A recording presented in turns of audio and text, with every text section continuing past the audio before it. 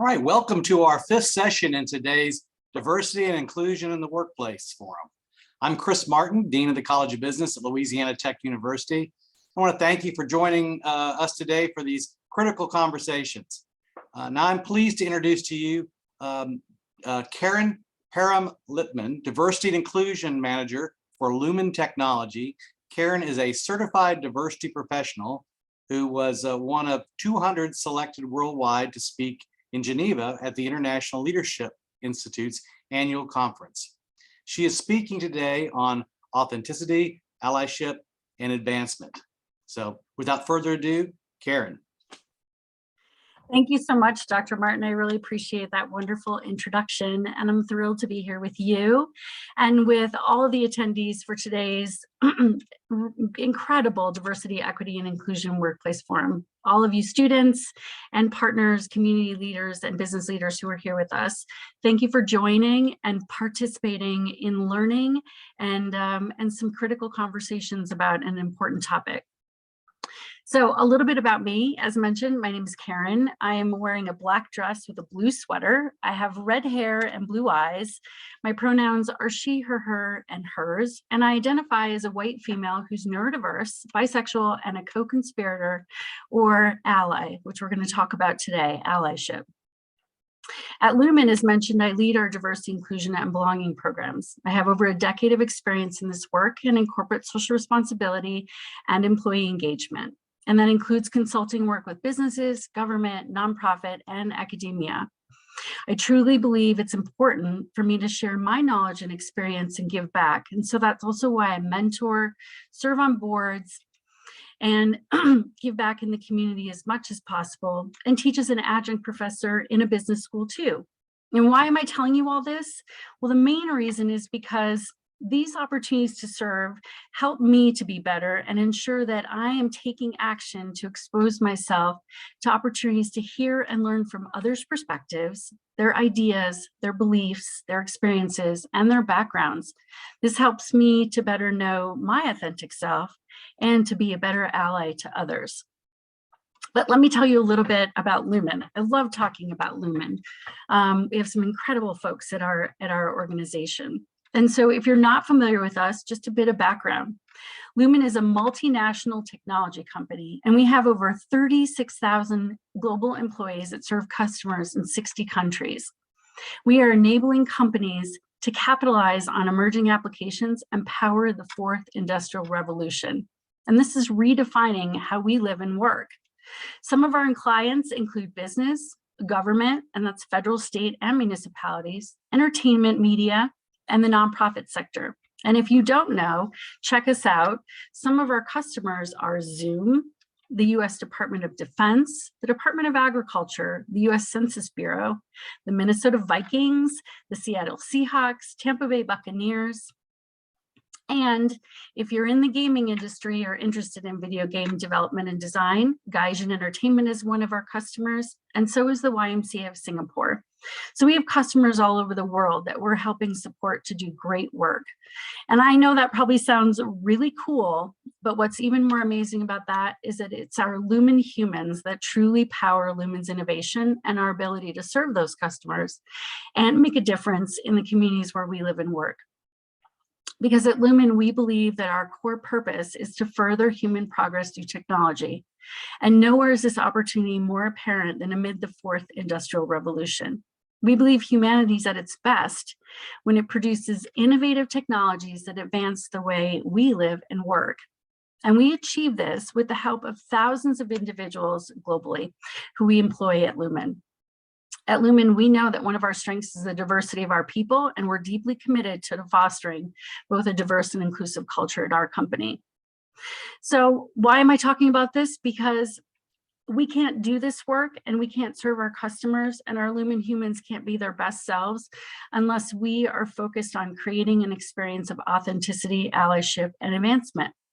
So what I'm going to talk to you about today is those three things, and then I'm going to wrap up with telling you a little bit about what that looks like at Lumen. I'll also have a link at the end to share about our jobs. And if you'd like to connect with me on LinkedIn, you can take a screenshot with your camera. This is my QR code. I would love to connect with you. Let's be connected.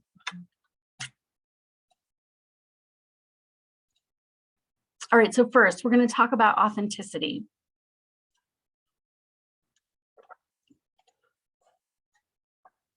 So if you look at the dictionary definition of authenticity, it says real or genuine. Something that's authentic is not copied or false. It means it's true to one's own personality, spirit, or character. But what does that really mean? Well, authenticity is defined by psychologists as the act of expressing one's true self. And it's been shown to have numerous psychological benefits. For instance, authenticity increases well-being, and it's associated with more positive social relationships. And it can also act as a buffer against interpersonal conflicts. So what about the workplace? Should authenticity be embraced in professional settings? Or is it better to not let one's guard down? There's an incredible research study that was done in 2020 by Sutton. It was published in Personality and Individual Differences. And in this study, they examined the relationship between workplace authenticity, job performance, and job satisfaction. This team of researchers in New Zealand found that when we act authentically at work, it's just as important as acting authentically in our lives, personal lives. When Sutton and her team gathered together, they took decades of research. They compiled studies focused on authenticity, well-being, and employee engagement. And altogether, they collected 51 studies with 75 independent participant samples. So overall, there were 36,500 participant observations.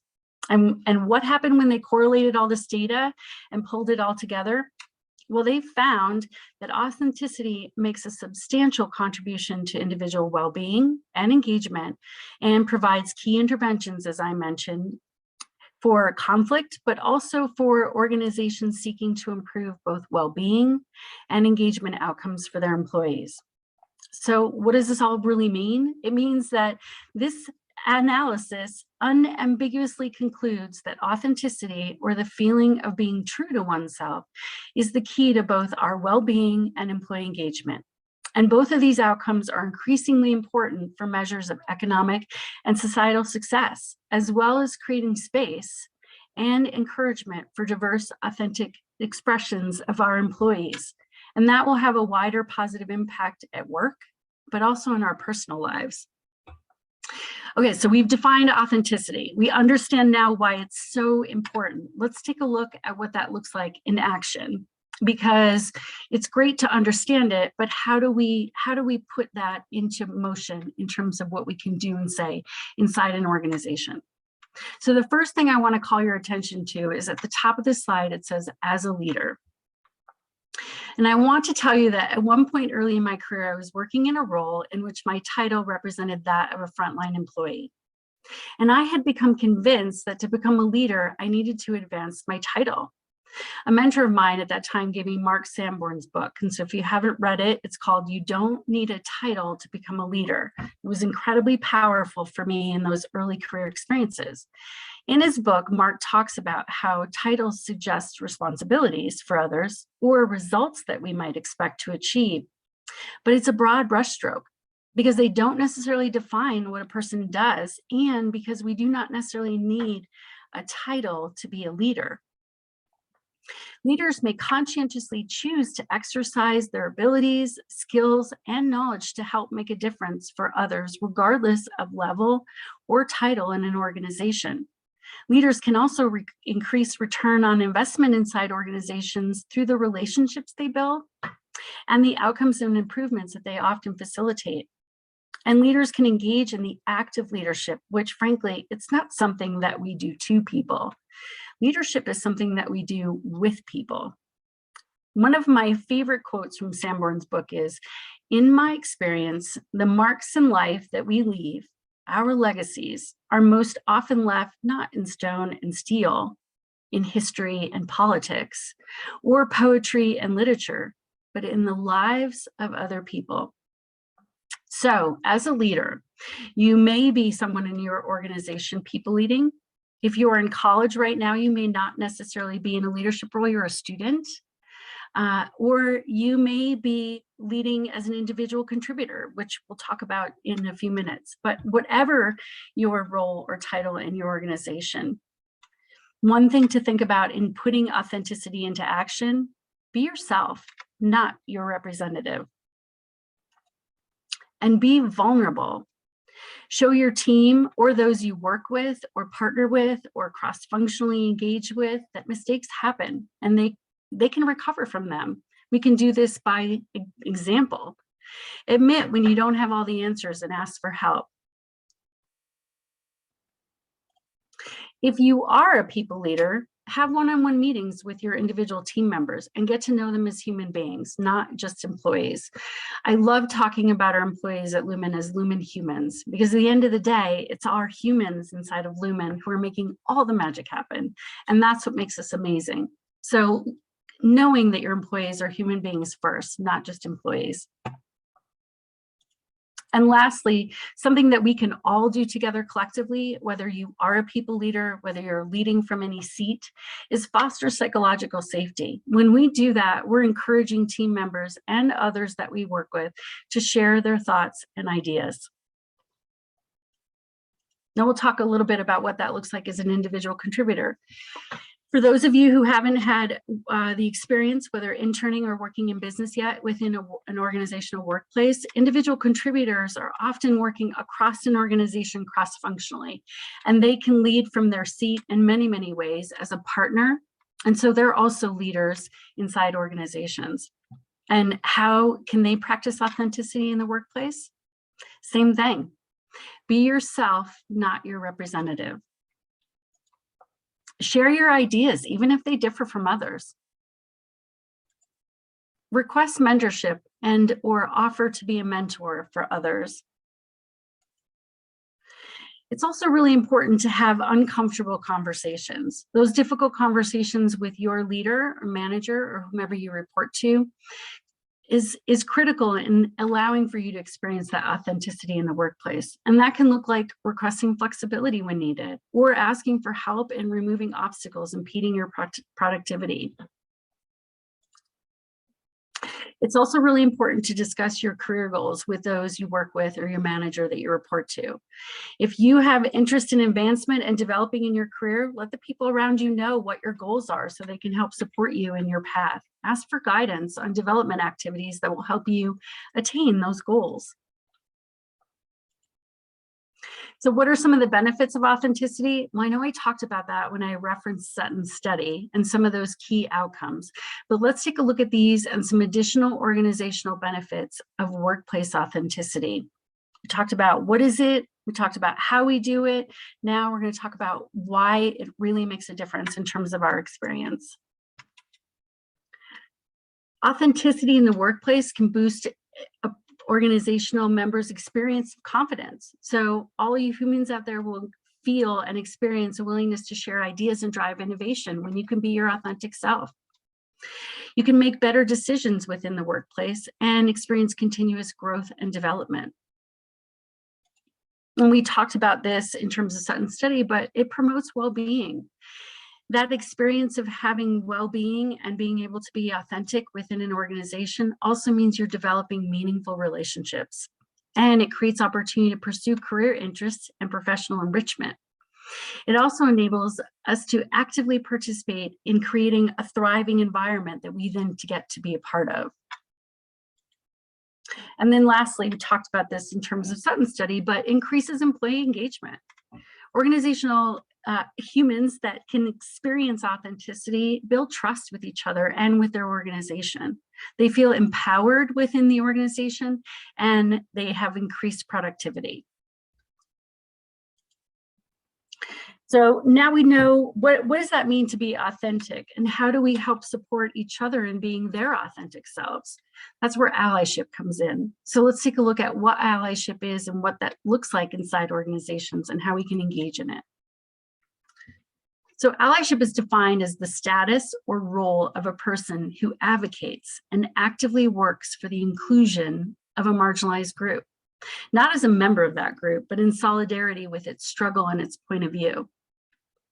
So I'm a doctoral student. I love my research. I'm a consummate researcher. So I'm going to share another incredible study with you. Hopefully you'll check it out. This is from an organization called Change Catalyst. And Melinda Brianna Epler, who is the founder of Change Catalyst, she has a book that is incredible. So check it out. It's called How to Be an Ally. But Change Catalyst, with her leadership and support, conducted a workplace inclusion and allyship research study in 2021. And through this study, they captured the experiences of 1,625 professionals. And those professionals represented a broad range of skills across 20 different industries. And they pulled all that information together and conducted analysis to shed light on the significant challenges faced by people who belong to historically underrepresented groups. Now, this study in particular was conducted with participants from the United States, Canada, the United Kingdom, and Australia. The data was very, very insightful. And I'm going to share with you some of the highlights so you understand the impact allyship can have inside organizations. The outcomes of their studies showed that participants who have at least one ally in their workplace are 2 times as likely to feel satisfied with their job and to be satisfied with their work culture and to feel like they belong. And in that study, 92% of participants expressed feeling allies had been incredibly valuable in their career. And what did that look like in terms of that allyship? Well, allies showed trust in them. They helped boost their confidence. They mentored them. The participants described those good allies as being trustworthy, honest, helpful, caring, loyal, kind, supportive, and they were good listeners.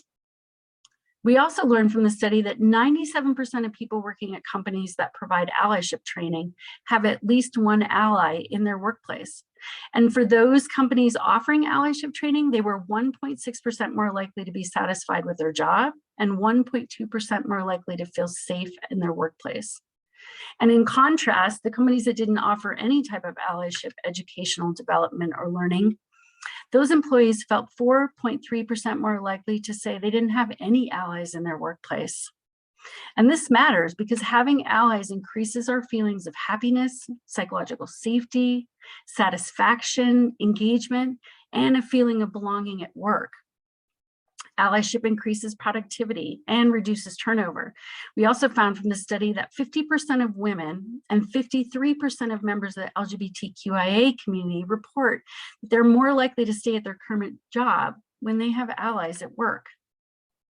And then lastly, employees feel significantly safer when allyship is encouraged and diversity, equity, and inclusion is a focus of the organization. LGBTQIA professionals are 3.4% more likely to feel safe when a company focuses on DEI. And people with disabilities or who are differently abled are 5.3% more likely to feel safe when DEI is a focus. So these statistics show us that with more allies present, we have greater potential for an increased sense of belonging, productivity, happiness, and engagement within our organizations. So clearly, allyship is important. So let's talk about what does that look like in action? How do we do that work of allyship? How do you be an ally? Well, you can be a mentor. A good mentor listens and communicates. A key part of mentoring also means practicing empathy.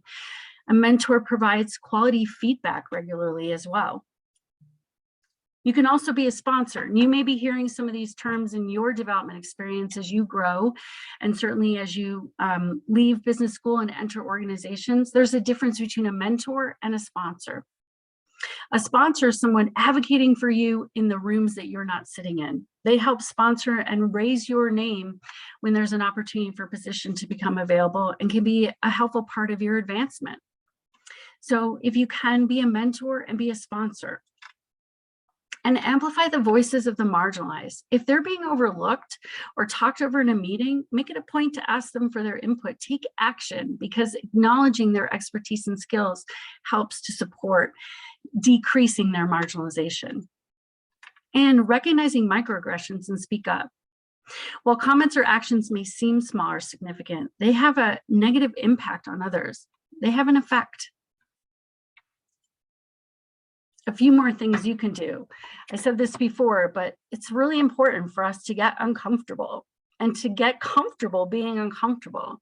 And that means sometimes we have to participate in uncomfortable conversations in order to drive necessary change. Also, educate yourself perpetually. Read books, watch films, have conversations, get uncomfortable, and don't rely solely on the people you know to educate you. You take the action and do the work of seeking out those opportunities and forums to help yourself learn and grow. Shift your mindset, continuously self-reflecting and understanding that we all have biases. We're human, we all have biases. And it takes work for us to unlearn these harmful stereotypes. And then lastly, commit to allyship for the long term. This is a journey, a long-term journey. And so that means allyship is not for a season or only when it seems comfortable or popular or trendy. Allyship is something we commit to doing for the long term. All right, so we talked about authenticity and how we can experience that in the workplace. And then we talked about how we can take our authenticity and support each other by being good allies. So how does this help us in terms of advancement? Well, authenticity and allyship can help drive advancement. And the data shows us. So 56% of employees of organizations that foster allyship are 56% more likely to improve their performance. We also know that employees who are experiencing authenticity at work are 60% more engaged. And 80% of employees say they would rather work for a company that values DEI. So let's take a look at how we do this work at Lumen, because authenticity, allyship, and advancement at Lumen is a critical part of our success in terms of creating that meaningful experience for our humans. At Lumen, we know that creating an authentic organization means attracting the best people for our success and for theirs. So this means not just talking about diversity, but it's also about differences. At Lumen, we talk about diversity by defining it as the collective mixture of differences and similarities that includes things like our individual and organizational characteristics, our values, our beliefs, our experiences, our backgrounds, our preferences, and our behaviors. This is all part of diversity. And those differences are a key part of ensuring that we build an authentic organization. We also know that it's critical that we retain our culture and hire the best people. So what does that look like? Well, our diversity, inclusion, and belonging strategies and programs are designed to foster an environment where our employees feel valued and where they can feel like their best selves. We want them to be engaged and committed, and we want to ensure we're creating leadership pipelines that carefully cultivate their future success. So we take a look at this within our talent attraction and hiring practices. How can we focus on equity and inclusion within that?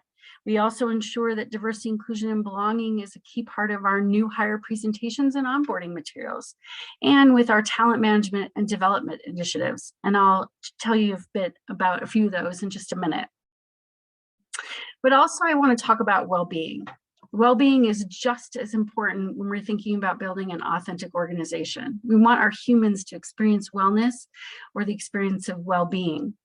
So some of the things we've done is to expand our partnerships with our employee assistance programs to consider inclusion of professionals who are trained to support varied employee needs, like LGBTQ counselors, or experts who understand the needs of those struggling with mental health or anxiety, depression, or suicide, for example. We have on-site clinics and telemedicine, which helps to ensure both the mental health and physical health well-being of our employees. And we have physical health partners like Rally and Care at Work. We also launched financial wellness partners, because that's another critical part of ensuring our humans have wellness from a holistic perspective. Last year, we launched a well-being ERG that could bring together resources and information and events focused on both emotional, physical, and financial well-being. So we're thinking about your whole human experience. And we've provided collaborative learning and development events that help to address key questions employees have.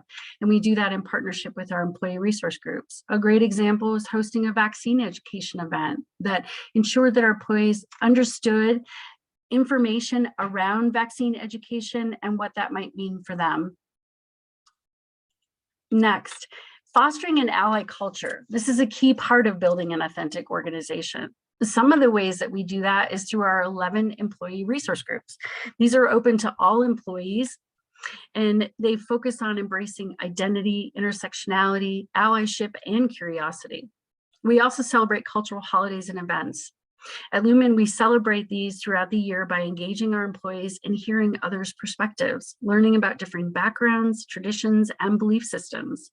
This month, we're celebrating Black History Month. That happens here in the US in February, but it also happens in EMEA in October, and we'll celebrate Black History Month then.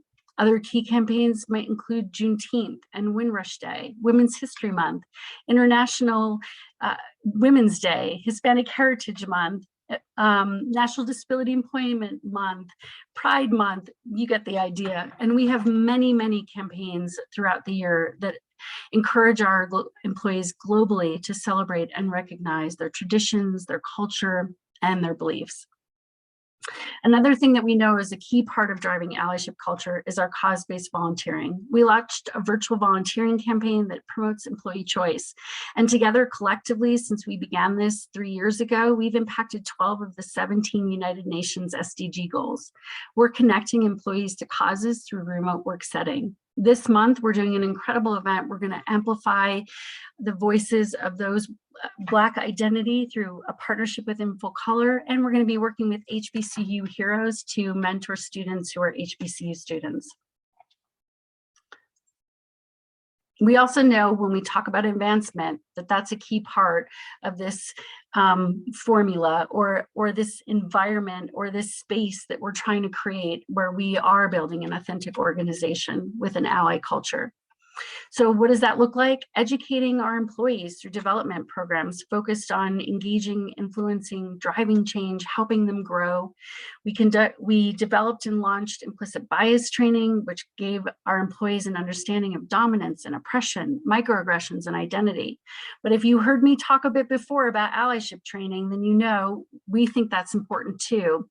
And so we're actually expanding that learning and development by furthering education through intersectionality and allyship this year. And we have a special channel dedicated to topics on diversity and inclusion on our learning management system. So our employees have a space to go and learn through read, watch, and listen to understand inclusive leadership, emotional intelligence, and workplace diversity, and so much more.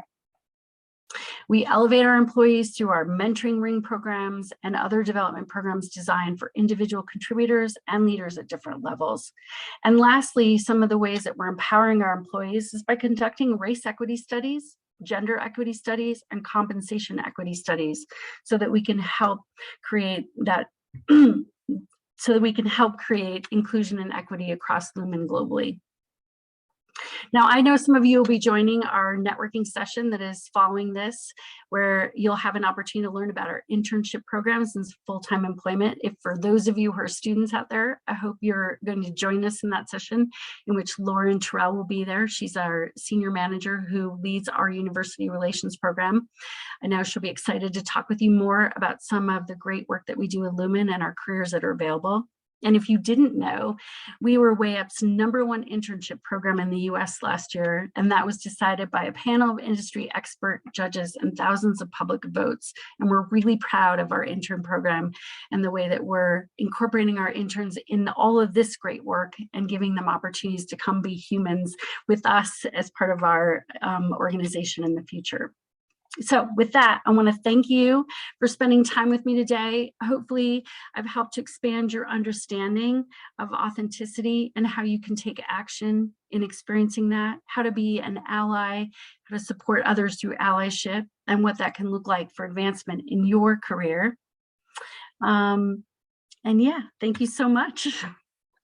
Thank you, Karen. We are grateful for your presentation. We deeply appreciate some really great practical tips and what sounds like a wonderful culture at Lumen. To our guests, thank you for joining us today. We have one final virtual session today at 4 p.m. I hope you'll join us to hear GDIT's Scott Nickham. To our LA Tech and Grambling students, as Karen mentioned, please follow your link to the networking session immediately followed for you. Each presentation is followed by a networking session designed just for you. Lucent session begins right now. So thank you all for being with us. We appreciate it. And thank you again, Karen. Thank you.